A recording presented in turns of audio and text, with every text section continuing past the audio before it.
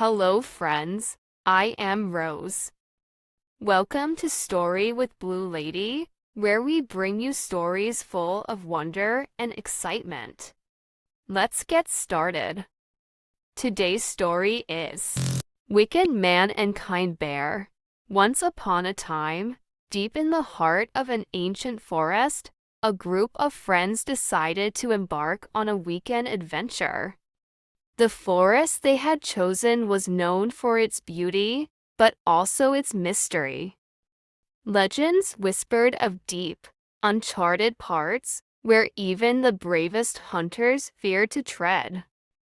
The friends were excited by the promise of untamed wilderness, yet cautious, for they had heard of the dangers that lurked within. Among this group was a middle-aged man named Samuel, who was known to be a bit arrogant. He had always been the type who shrugged off advice, confident in his ability to handle any situation.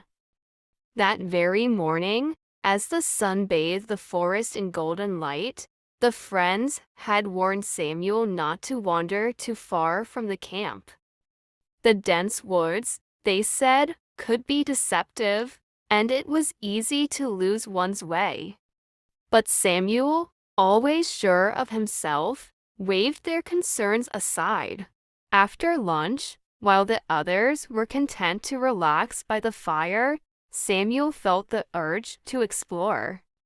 Just a short walk, he told himself, I'll be back in no time. With that thought in mind, he set off into the woods, paying little attention to the fact that the path soon became less and less familiar. The forest was indeed beautiful, with towering trees that seemed to touch the sky and rays of sunlight filtering through the canopy, creating patterns of light and shadow on the forest floor. Samuel wandered deeper and deeper, lost in the beauty around him. But soon, the enchantment of the forest turned to anxiety as he realized he no longer recognized where he was. The trees all looked the same, and the trail he had been following had disappeared entirely. His heart began to race as the realization dawned on him he was lost. The dense forest, which had seemed so welcoming, now felt like a labyrinth. Panic crept in as he tried to retrace his steps, but every turn only led him deeper into the unknown. His friends' warnings echoed in his mind, but it was too late now. As he walked, searching desperately for any sign of the way back, Samuel heard something that sent a chill down his spine. A low, rumbling roar in the distance. His body froze. There was no mistaking that sound. It was the roar of a lion. He had heard tales of lions that prowled the deep parts of this forest, and now it seemed one was nearby. The roar grew louder, closer, and Samuel's fear took hold. Without thinking, he began to run. His heart pounded in his chest as he darted through the trees, his footsteps frantic. He could hear the lion's heavy breathing now, and with every step, the ground beneath him seemed to shrink. In his desperation, Samuel spotted a massive tree with thick branches. Without pausing to think, he leapt towards it and, by some miracle, managed to climb up to a high branch. He clung to the tree, gasping for breath, his heart racing. For a moment, he thought he had escaped. But as he settled on the branch, he noticed something that made his stomach drop. A bear. A large, slumbering bear was resting on a branch parallel to his. Samuel's mind raced.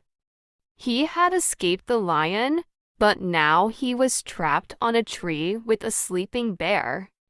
Just as he tried to figure out what to do next, the lion emerged from the underbrush, its golden eyes scanning the tree. The lion growled in frustration as it circled the tree. It had clearly seen both the man and the bear. After pacing around the trunk, the lion looked up and spoke in a deep, menacing voice. "Bear, push the man down to me. I am hungry, and he would make a fine meal." The bear stirred, blinking its large, gentle eyes at the lion. Then, with a calm and steady voice, it replied, "Lion, I cannot do such a thing. This tree is my home, and the man has come here seeking shelter, just as I have. It would not be right to betray him, even if he is a stranger. I cannot let harm come to someone who has come to me for protection." Upon hearing the bear's words, Samuel felt a flicker of hope. Surely, the lion would leave them now. The bear had saved him. He could not help but feel a sense of relief wash over him. Maybe, just maybe, he would survive this terrifying ordeal. The lion, however, was not so easily discouraged. It sat down at the base of the tree and turned its gaze toward Samuel. "Man," it said, its voice laced with cunning, "if you push the bear down to me, I will spare your life. You will walk away from this forest unharmed, and no one will ever know." Samuel's heart skipped a beat. The lion's words were tempting. His life was on the line, and here was an easy way out. He didn't have to die here, in the middle of the forest, lost and alone. He glanced at the bear, who had just saved his life, and a terrible thought crossed his mind. Without a second thought, Samuel slowly moved towards the bear, inching closer and closer with the intention of shoving the bear off the branch. He convinced himself that he had no choice. It was either his life or the bear's. He reached out, ready to push the bear off balance. But the bear was far cleverer than Samuel had anticipated. The moment Samuel lunged, the bear swung its body gracefully and caught hold of another branch, leaving Samuel grasping at thin air. The bear effortlessly repositioned itself, avoiding the man's treacherous shove. For a moment, there was silence, and then the lion began to laugh. The lion's laughter echoed through the trees, a deep and sinister sound.